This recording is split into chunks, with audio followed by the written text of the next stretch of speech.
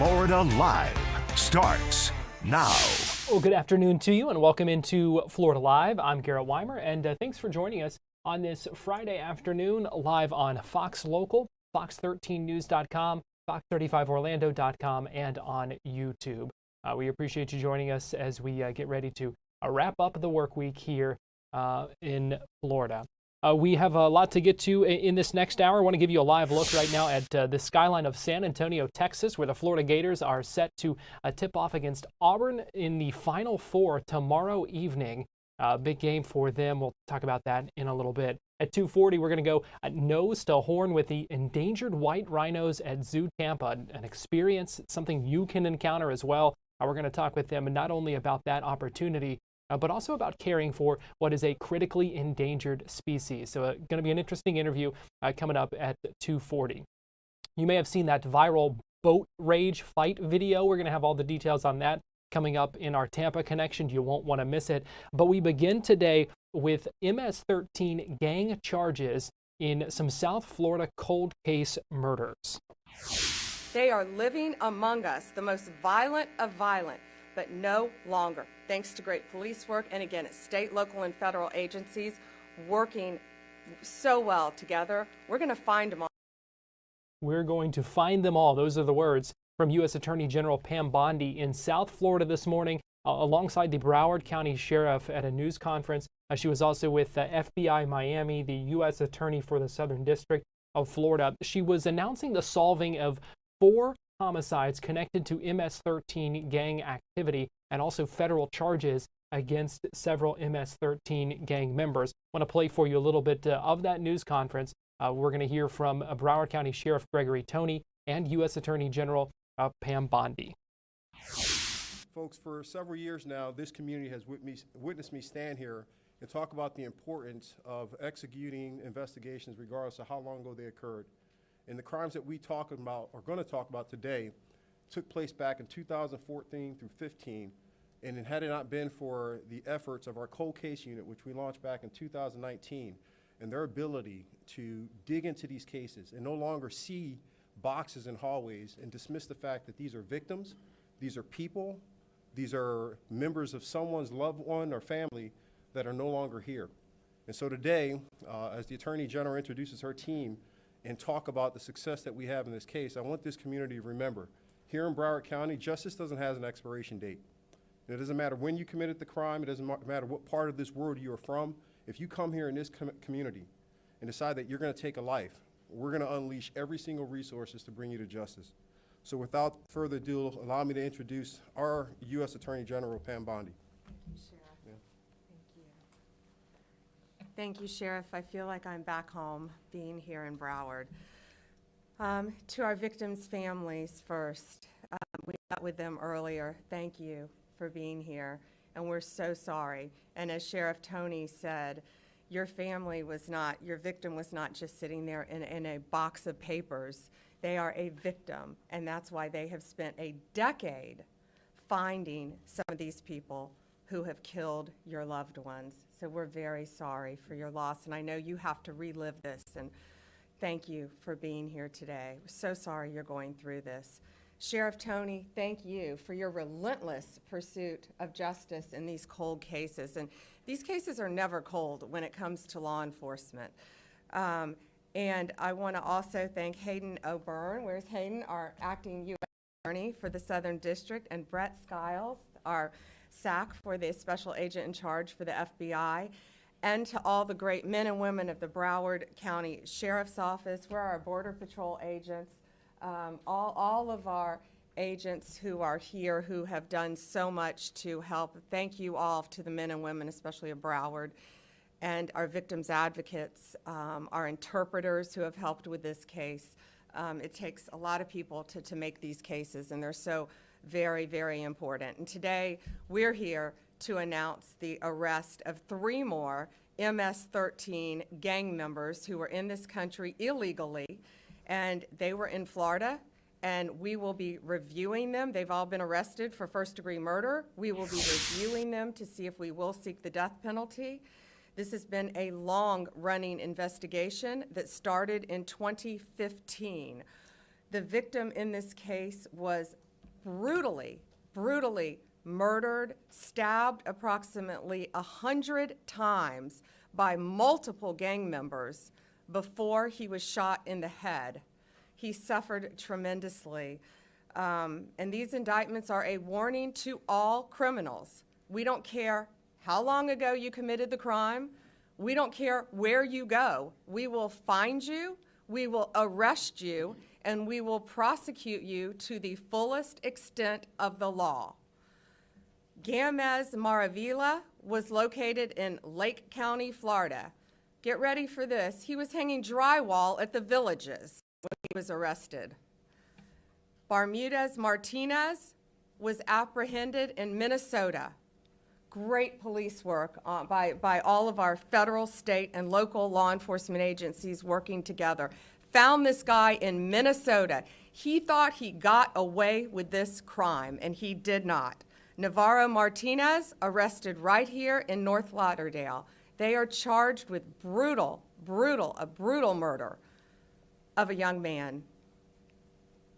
One of these defendants sought him out, convinced him to come with him in his car, took him to a crime scene where they are all charged with violently stabbing him, almost like a game, to get a higher level in their gang initiation. They were all part of an MS-13, it's called Click, a clique that was living right here in Florida. They're not just a street gang, they are a highly organized terrorist organization. Last week in Virginia, you all saw, we arrested one of the worst MS-13 gang members. He was one of the top 3 leaders of MS-13 in our entire country. He was living right in Virginia, half an hour away from DC, in a nice apartment complex with normal neighbors, bicycles in yards. They are living among us because they think they can get away with this, and they cannot. They're bringing drugs, they're bringing guns, and especially violence to our country. And under Donald Trump's presidency, that has stopped. Every 7 minutes, an American dies of a drug overdose. Over 75,000 people die a year of fentanyl overdoses. More than 2 homicides an hour happen in America. We know there is so much more work to be done, and that's why we are all here fighting for victims of crime. These gangs are organized, they are terrorists, and look at these 3 guys. They thought they got away with it for almost a decade, but they did not. Thanks to the great men and women of law enforcement, they were found, they were arrested, and if convicted, they will never see the light of day again. More arrests are coming. If you are a gang member living in this country, I'd self-deport right now because we're coming out. And she said, we're coming after all of you, and we'll end up getting them as well, was the vow. You heard her describe one of the suspects arrested while hanging drywall in the Villages in Lake County. We're going to take a break here on Florida Live, but we'll be right back with more after this.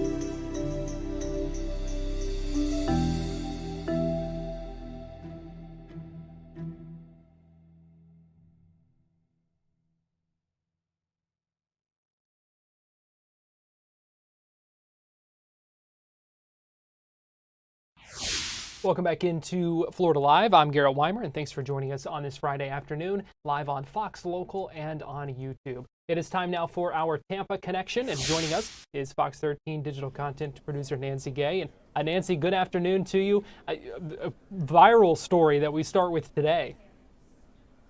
Yes, this is definitely a viral video. At last check this morning, this video has garnered more than 8 million views online. Now, this video is out of Punta Gorda, and it shows a boat captain arguing with a 22-year-old boy, well, when I say boy, 22-year-old young adult who was out on the bay fishing. And the two of them are arguing, and then he actually pulls his boat up to 22-year-old Gage Towell's boat, jumps on board, and threatens to beat him up.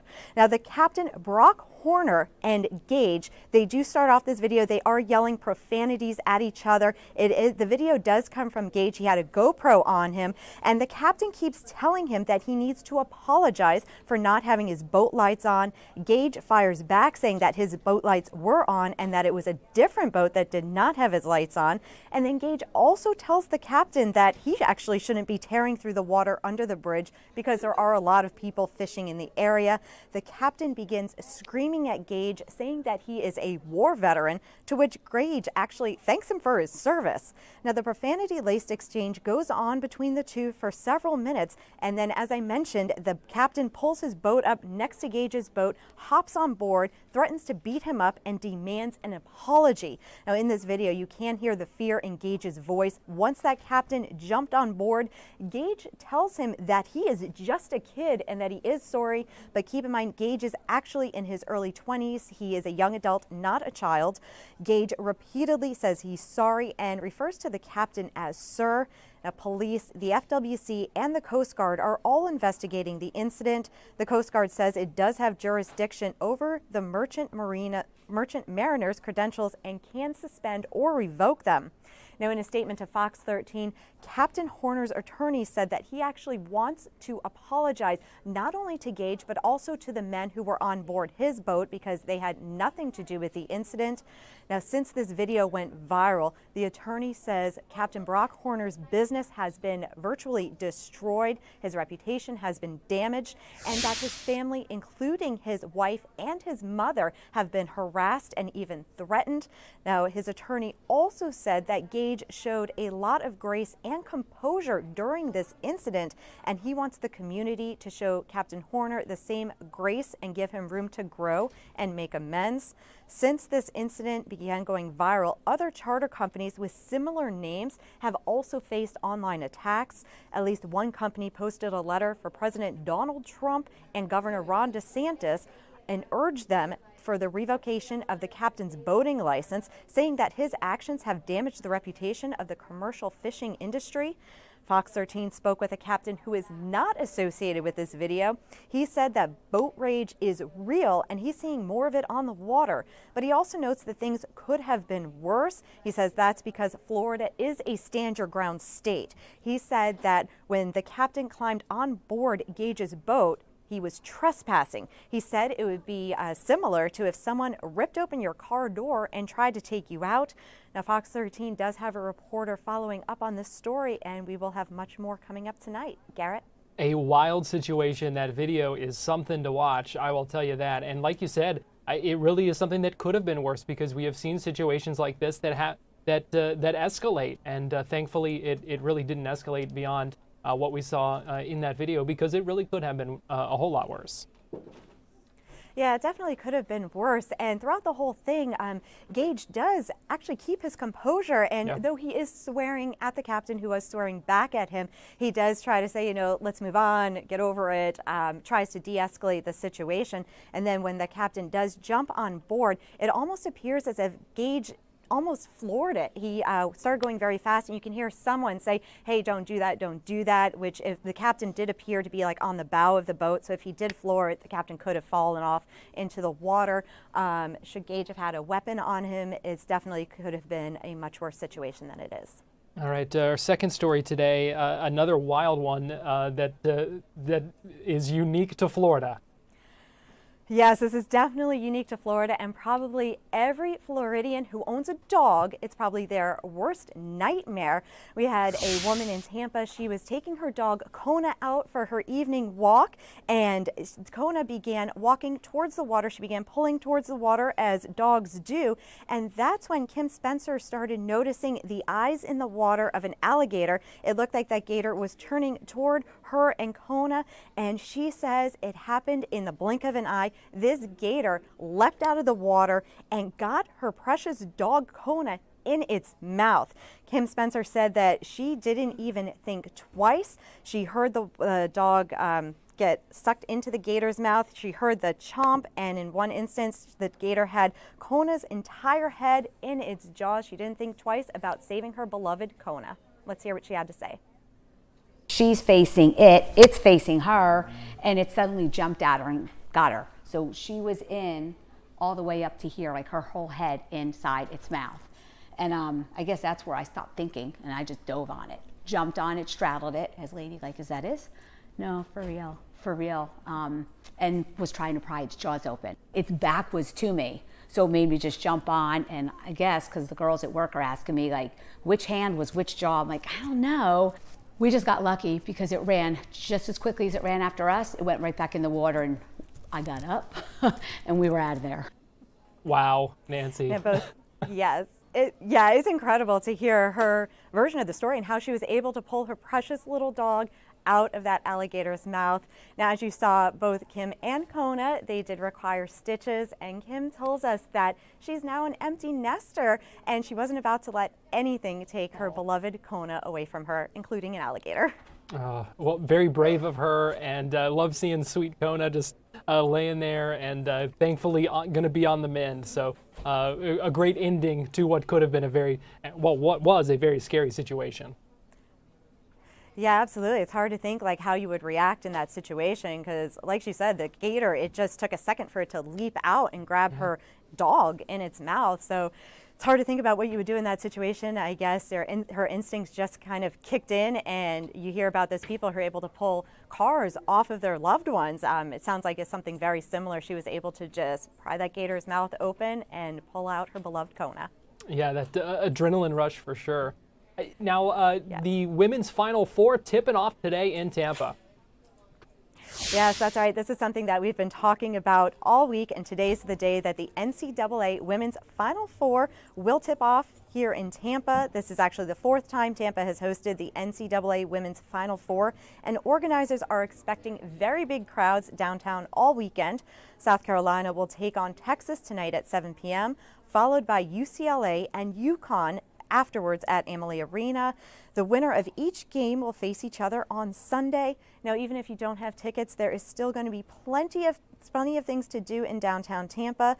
The fan experience at Tourneytown opened yesterday at the Tampa Convention Center. This is the tournament's central hub for fans with interactive basketball games, autograph sessions with former NCAA stars, live entertainment, and even mascot matchups. The event is free and runs through Sunday. Tonight, there will also be a party on the plaza outside Amalie Arena with a high-energy pregame pep rally. For an entire schedule of events, log on to fox13news.com. Garrett? Big basketball weekend with the women's Final Four in Tampa, and then the Florida Gators playing in the Final Four in San Antonio, so a lot to look forward to there. And Fox 13 digital content producer Nancy Gay, we appreciate you joining us for our Tampa Connection. Thank you. We're going to take a break, and we'll be right back with more Florida Live.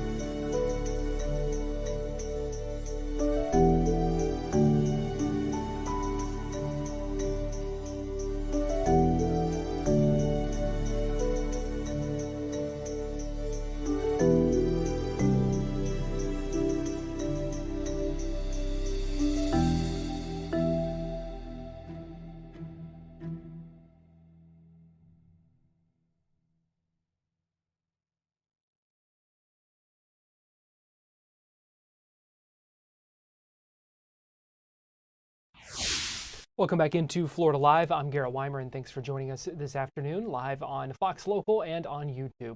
A tension between a local Central Florida prosecutor, the state attorney, Monique Worrell, who is the state attorney for Osceola and Orange counties, and the Orange County Sheriff, John Mina. Meanwhile, we know the Attorney General for the state of Florida says he is going to review new policies put in place by Monique Worrell. So yesterday she held a news conference announcing plans to prioritize arrest cases over non-arrest cases, basically saying that she doesn't want to accept any more non-arrest cases because of backlogs in her office, and she wants an arrest warrant or a citation with a case. Now, the sheriff's office in Orange County says they don't support that move, but we wanted to know what the impact of this could be, what it means, what it would look like, and give us a little bit of perspective on this. So earlier today on Fox 35 News Plus, I spoke with James Copenhaver, who is a former Orange County detective, about the impact of this decision. Yeah, let's start with the impact. I think it's going to impact the citizens. I think it's certainly going to impact our law enforcement officers, whether it's the sheriff's office, OPD, or other, on this decision coming from the state attorney. I'm just not certain if the budget is the issue on understaffing, because my first question would be, okay, if we don't have the budget to take on these extra cases of misdemeanor arrest, maybe she needs to go see the legislature and the governor to get her budget increased. So from an investigator's standpoint, you hear from the prosecutor that they're not going to accept these non-arrest cases, that they want arrest warrants before those cases are sent to her office. Practically, what does that look like for law enforcement, and what more or what needs to be done differently from that perspective? I mean, as the policy stands now, that I understand the policy, you're essentially handcuffing our police officers. I've responded to these calls for years to where it was a misdemeanor call. You arrive on the scene, Garrett, and the bad guy or the suspect is gone. But, it doesn't negate the part that the crime was actually committed. The bad guy just beat the police out of the scene. So, it's going to impact, I think, our crime. I think our crime rates and stats are going to go up if you have less prosecutions for a misdemeanor. Misdemeanor or felony, it's still a crime. But here's the real takeaway. And I'm going to give you a hypothetical. If we all know we know the porch pirates, right? You leave a package out on your porch. The bad guy comes and steals your Amazon package, right? What's going to occur with those victims? The bad guy is not going to sit there and wait on the police, but they have video in most cases to where they have a good identification or a good picture of the bad guy. And a lot of times these cops go out and follow up and identify those bad guys and make an arrest. So, how many citizens is this going to affect on this non-arrest issue for a misdemeanor, as it just pertains to one item, which is theft? So I think it's going to increase the crime. If I may, I'll give you another scenario. If you're in Orange or Osceola County or outside the county and you're a bad guy and you hear this policy, the first thing you're going to do is run into those two counties, commit that theft or commit those misdemeanor crimes, and you're safe as long as you're not there when the police gets there. So I think it's opening the door for an array of problems.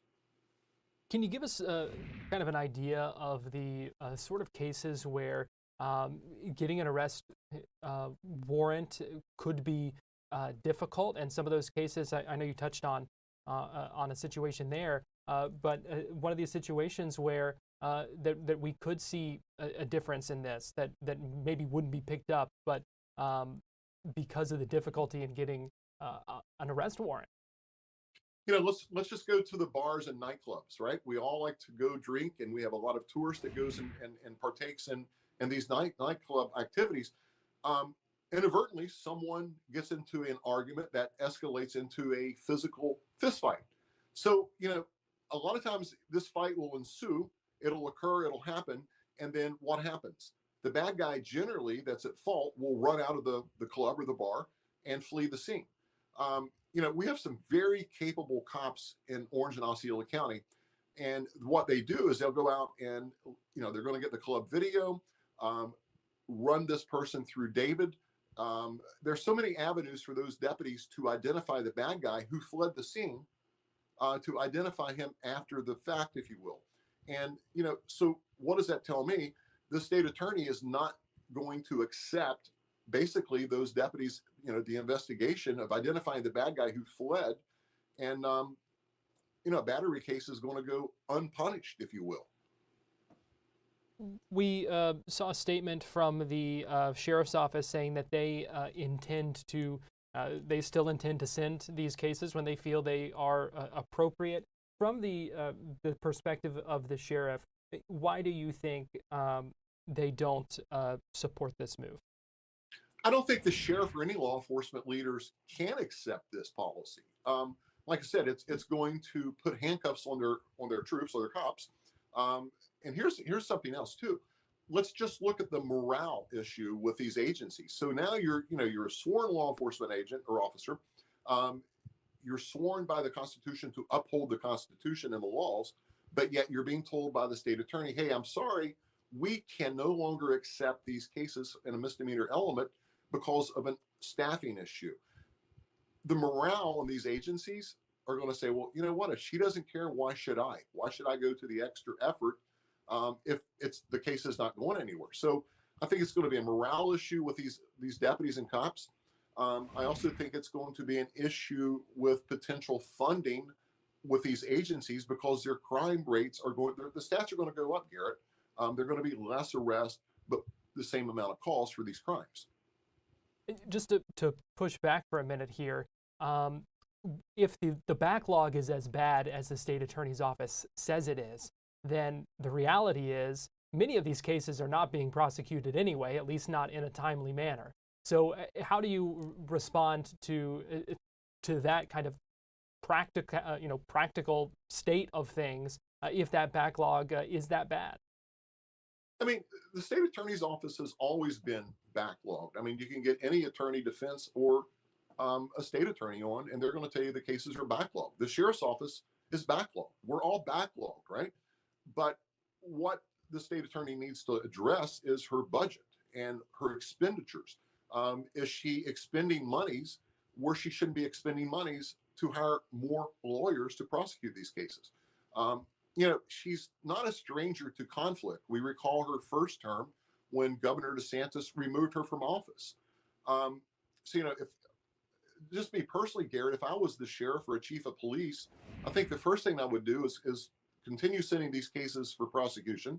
The second thing I would do, I would be pen to paper with a letter wanting an appointment with the governor to discuss it with the governor's office. Because face it, we're a tourism town, and we can't afford these crime stats to go up and people being unpunished. What signal is that sending to potential tourists that are coming here to vacation? And you mentioned the governor. We did, who obviously removed her from office before. We saw a tweet last night from the Attorney General basically saying that as Attorney General, he has supervisory authority of her office and that he is going to review her policies and their impact on public safety. So where do you think things go from here? I was hoping you wouldn't ask that, but I'm going to give you my honest assessment. I truly think with this new Attorney General, he's brand new in the office. He's not new to the administration, but he's new to the AG's office. We certainly know where Governor DeSantis stands on this. And I truly think that the state attorney is going to once again fall victim to her own policies. And I truly look for a letter, number one, from the governor's office and the AG's office. Hey, by the way, you need to reassess this. You need to change the policies. We're pro-arrest on misdemeanors and felonies. And I truly believe that she's setting herself up for another conflict with the governor and could possibly be removed once again. I mean, that would be the high risk scenario, but I think it's very possible, Garrett, that he would remove her. We will see where things go from here. We're going to take a break on Florida Live, but we'll be right back.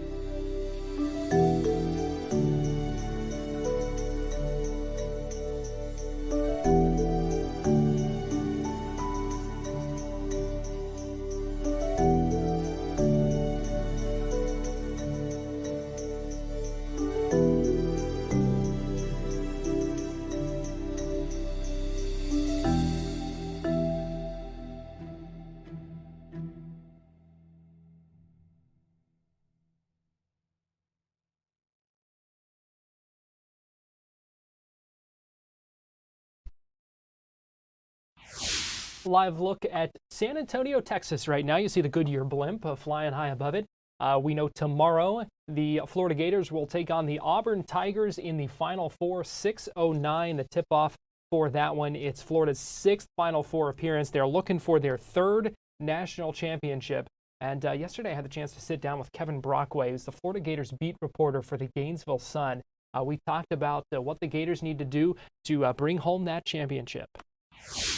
Yeah, Florida arrived last night. They had their first practice this morning, Garrett, and yeah, they seem very loose, relaxed. We went into the locker room for the open media sessions. Walter Clayton Jr. was playing Madden with some teammates. They were chanting DJ Lagway. I think it was a Florida-Miami game on the video game board.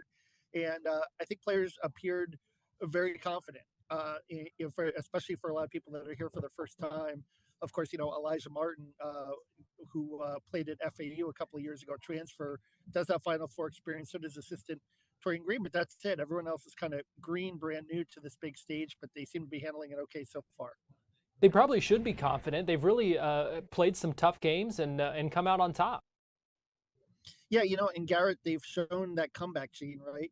First in the round of 32 game against UConn, where they came back from down 8, then Texas Tech, where they came back from down 10 and down 9 in the last 4 minutes. I think that's brought them closer together. I think that's made this an even more tighter knit group, which I think could serve them well when they face Auburn on Saturday night. If they're facing another deficit like that, they can kind of draw from those experiences. Let's talk about Walter Clayton Jr., because how good has he been in this tournament, and how good does he need to be if the Gators are going to keep this going? Yeah, well, he's raised his draft stock for sure. I think he's up from 58 to 35 on most mock draft boards in the NBA draft. So this stage has served him well, but more importantly, it served Florida well in terms of his ability to lead his team back from any kind of deficit. I mean, the kid's got ice in his veins. We kind of saw that late in the Texas Tech game. Wasn't afraid to take those shots late after struggling, earlier in the day, and he made them. He made some big ones. He made some contested ones. He's the guy that kind of makes this engine go. But they also had 6 guys scoring double figures against Maryland too. So they've shown the ability to be unselfish and to get some other contributions. Tommy Houck is the guy I think that has really stepped up. Alex Condon kind of sprained his ankle a little bit, and he came back and he played in the Maryland game, and he played in the Texas Tech game, but maybe not at 100%. We talked to him in the locker room. He said he's feeling better and feeling good to go. So maybe we'll see a different version of Alex Condon in the Final Four as well. Now break down this matchup for us against Auburn, because we know they're a tough team. They're a great team. They've got some studs, Janai Broom. I mean, what do the Gators need to do to beat the Tigers? Well, Florida beat them the first meeting, 90 to 81. So they come in with a little bit of confidence in that game. They made 13 three-pointers in that game. So I think shooting will be one of those keys. Auburn's going to get out in the perimeter and defend very well. But for Florida, it comes down to getting off to good starts, defending really well. Janai Broom is a handful in the post, but Alex Condon did a really good job on him the first meeting, single coverage. I mean, Broom got 18 points, but he went 8 of 19 from the floor. To do it was very inefficient. So, Auburn's got a lot of strengths, but they're also prone to taking bad shots here and there, and that can allow teams to hang around. And we have seen, Florida can keep it close in the last 4 or 5 minutes. They have a lot of confidence in their ability to close games out. Yeah, and as we talked about, they certainly should after their road to get here. So what do you see happening on Saturday night? Give us your prediction. I predicted 88-83 Florida. I think it's going to be an up-tempo, up-and-down game, a lot of fun to watch. But there's something about this Florida team it's hard to bet against, particularly Walter Clayton Jr. And I think the other firepower on the perimeter, certainly, Elijah Martin was also a guy that did not play in that first game. He had a hip issue. Denzel Aberdeen stepped up in that first game. But now you have all 4 of those guys available. Urban Clavshar off the bench too. I think Florida's depth will play a factor in this game and ultimately help them come out on top. Now let's look at the other side of the bracket real quick, because if Florida does come out on top, they'll be playing either the winner of Houston or Duke. Is there any way Duke doesn't win that game? I know Houston's a good team, but Duke's tough. Houston's a tough defensive team. Kelvin Sampson's a very good coach, and there could be a home crowd factor here. Obviously, it's in their home state, So they're going to have a lot of fans here. So I think for Duke, it's just a matter of them, getting off to a good start and not letting the crowd come in and be a factor in the game. But Duke will be favored. Cooper Flag is the real deal.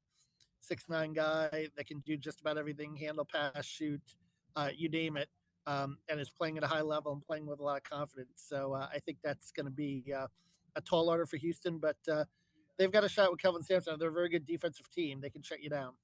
Yeah, we have seen that. What matchup would be better for the Gators in a hypothetical national championship game? It's a good question. I think Houston would probably be a little better because I think Duke has more firepower. But I think either one, Garrett, will be tremendously tough. I think it's just going to be, obviously you get to this level, there are no easy matchups, I think, overall. It's just, you've got 4 teams here, especially the fact that they're 4 number 1 seeds. These are teams that are battle tested, they're proven. And they've got, I would say of the 4, Houston has the most grinded out kind of physical style, but maybe not the firepower of the other 3 teams. So that tip-off tomorrow night. We're going to take a break here on Florida Live, but don't go anywhere. When we come back, we have a live interview from ZooTampa talking about the southern white rhino encounter and taking care of those special, unique animals. So keep it right here on Florida Live. We'll be right back.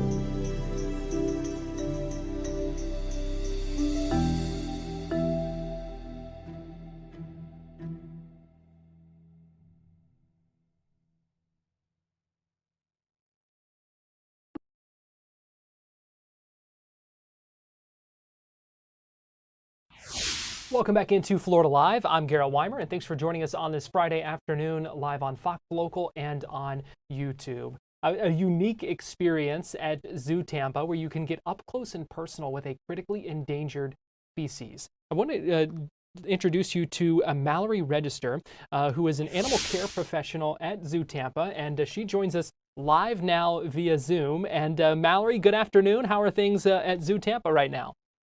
Hello, good afternoon. We're doing great.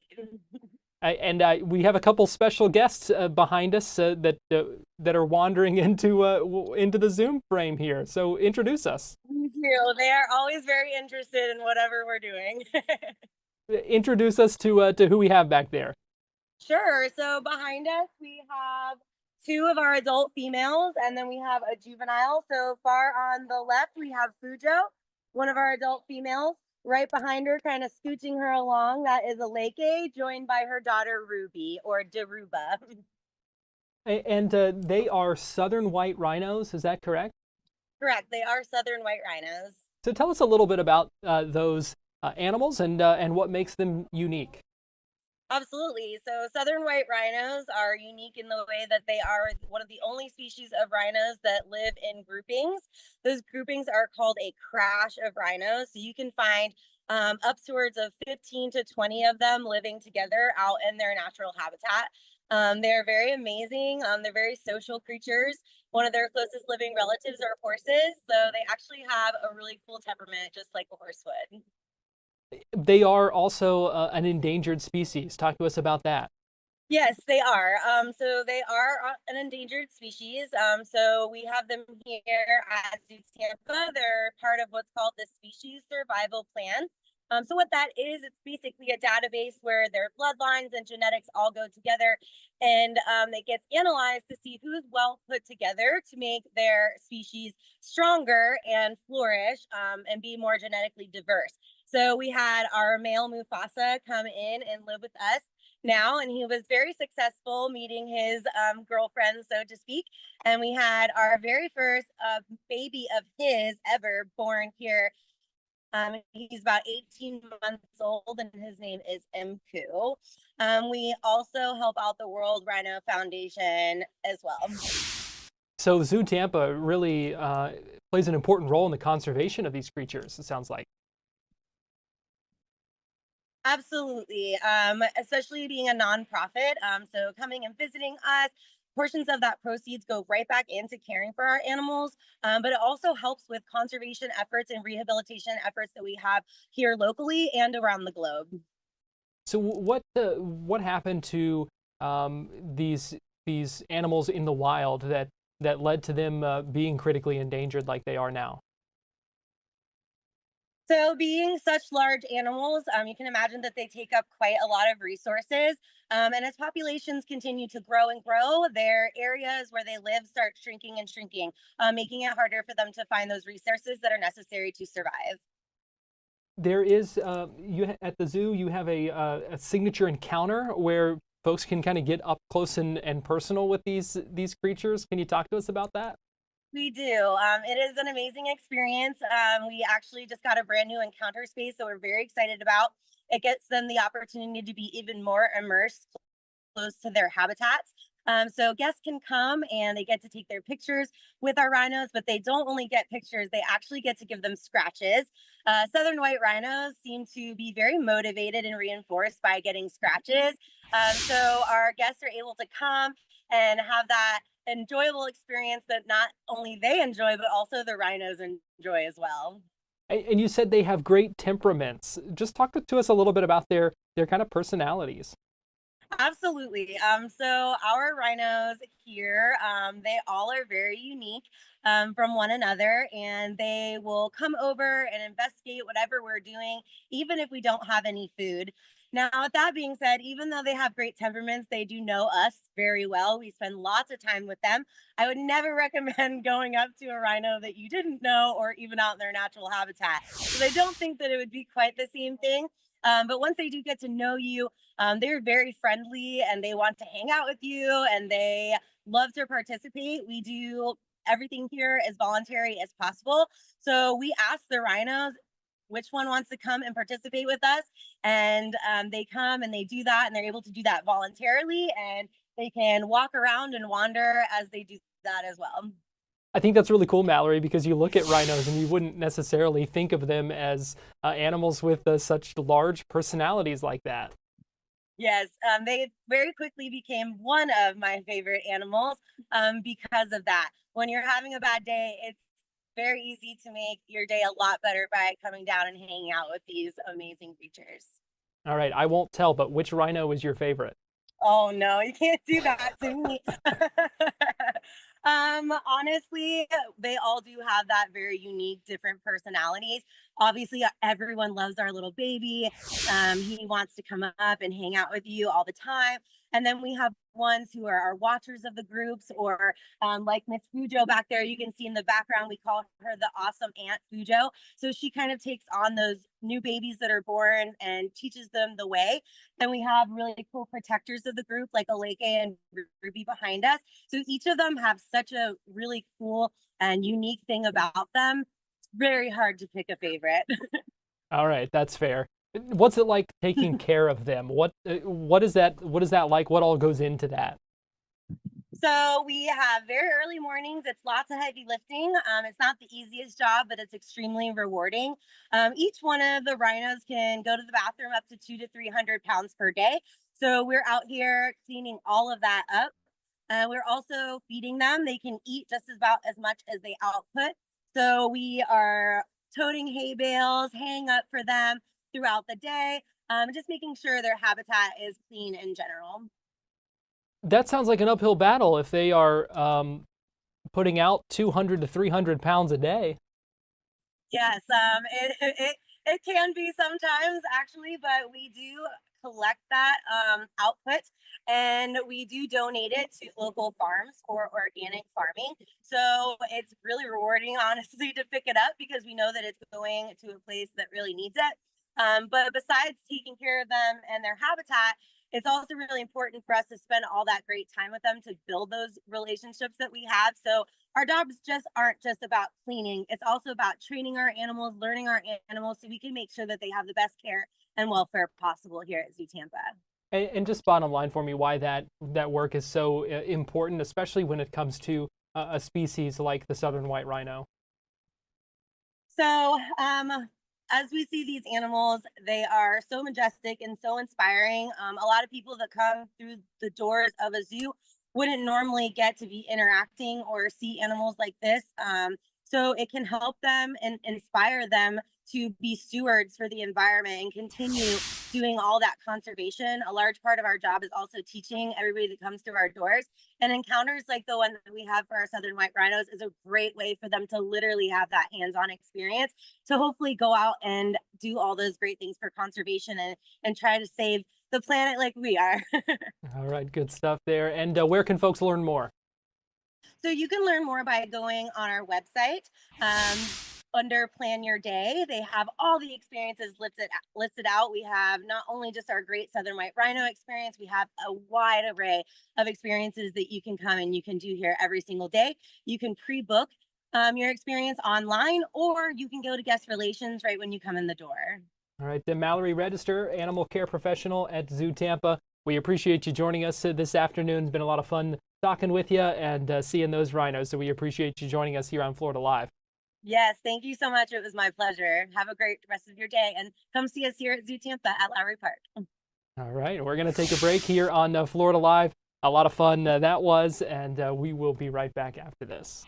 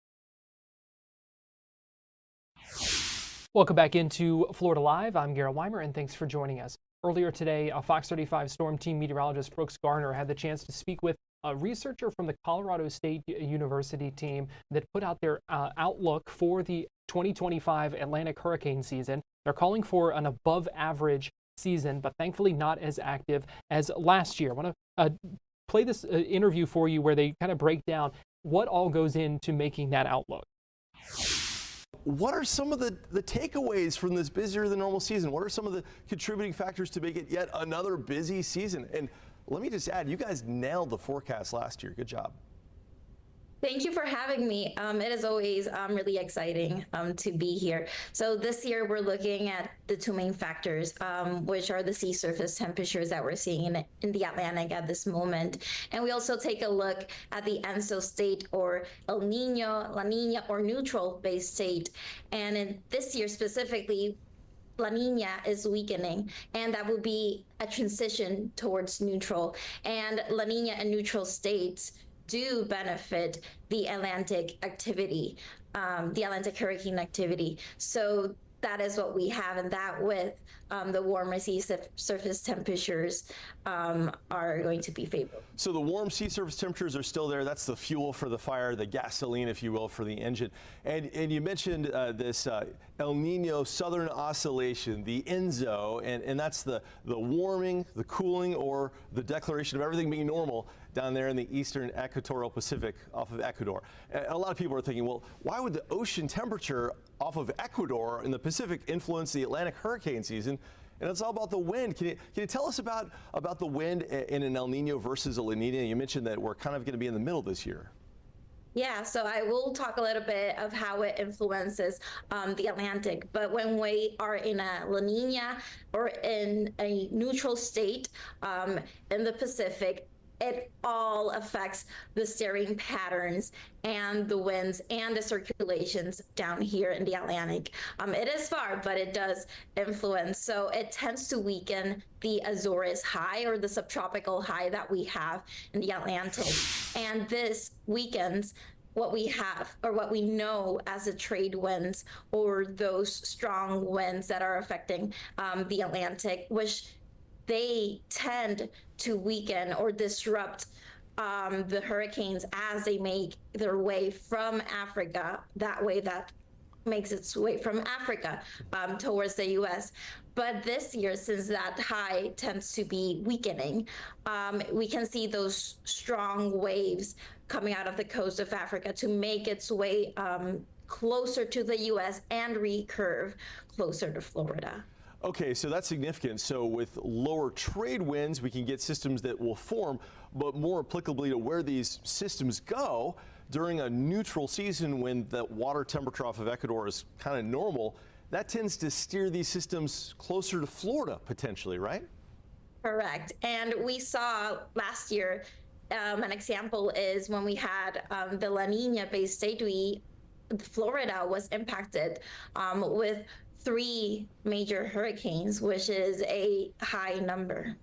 That's significant. And I noticed a specific in the Colorado State University forecast that our coastline here on the Atlantic side of Florida, specifically Flagler, Volusia, and Brevard, stand about a 5% higher chance of experiencing a hurricane this year than in a typical year. Mm-hmm. Correct. And one of the predictors that we also look at, and one of our main parameters, is tracking storms and their accumulated cyclone energy west of 60 degrees. And in this year, we have an ACE of 93 west of 60, which that is higher than normal. All right, so accumulated cyclone energy, warmer than normal temperatures, steering currents that might take it to Florida.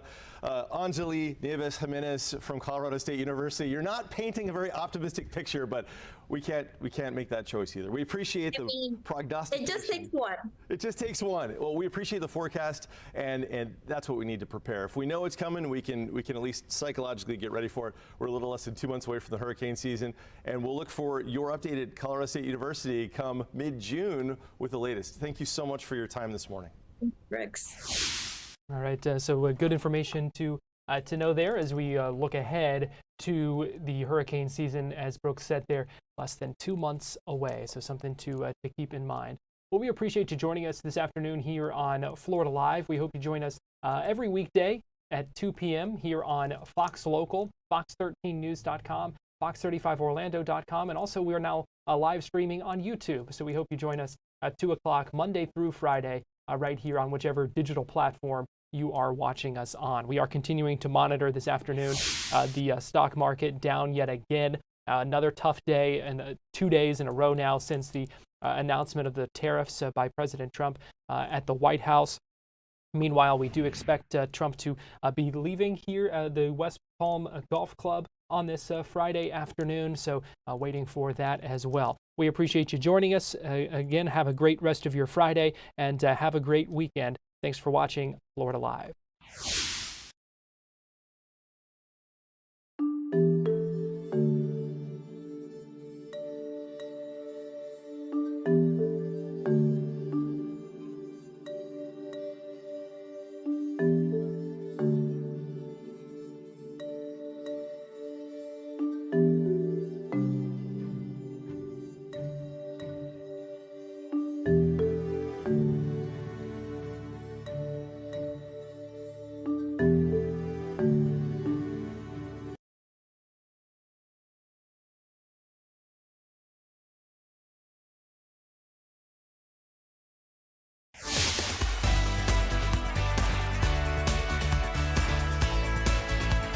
Florida Live starts now.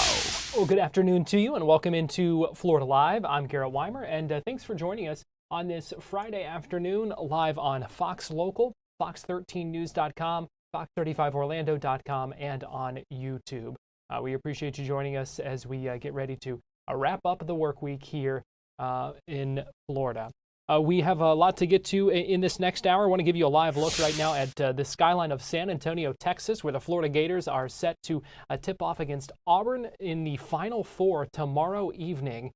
Big game for them. We'll talk about that in a little bit. At 2:40, we're going to go nose to horn with the endangered white rhinos at ZooTampa, an experience, something you can encounter as well. We're going to talk with them not only about that opportunity, but also about caring for what is a critically endangered species. So going to be an interesting interview coming up at 2:40.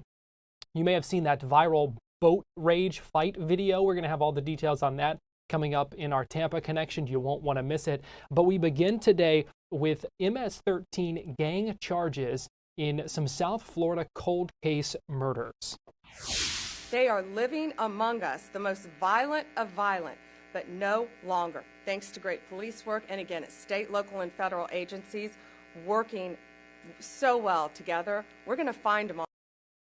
We're going to find them all. Those are the words from U.S. Attorney General Pam Bondi in South Florida this morning, alongside the Broward County Sheriff at a news conference. She was also with FBI Miami, the U.S. Attorney for the Southern District of Florida. She was announcing the solving of 4 homicides connected to MS-13 gang activity and also federal charges against several MS-13 gang members. I want to play for you a little bit of that news conference. We're going to hear from Broward County Sheriff Gregory Toney and U.S. Attorney General Pam Bondi.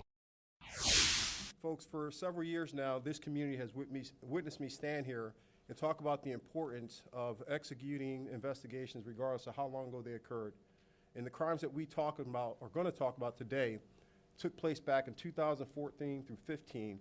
And had it not been for the efforts of our cold case unit, which we launched back in 2019, and their ability to dig into these cases and no longer see boxes in hallways and dismiss the fact that these are victims, these are people, these are members of someone's loved one or family that are no longer here. And so today, as the Attorney General introduces her team and talk about the success that we have in this case, I want this community to remember, here in Broward County, justice doesn't have an expiration date. And it doesn't matter when you committed the crime, it doesn't matter what part of this world you are from. If you come here in this community and decide that you're going to take a life,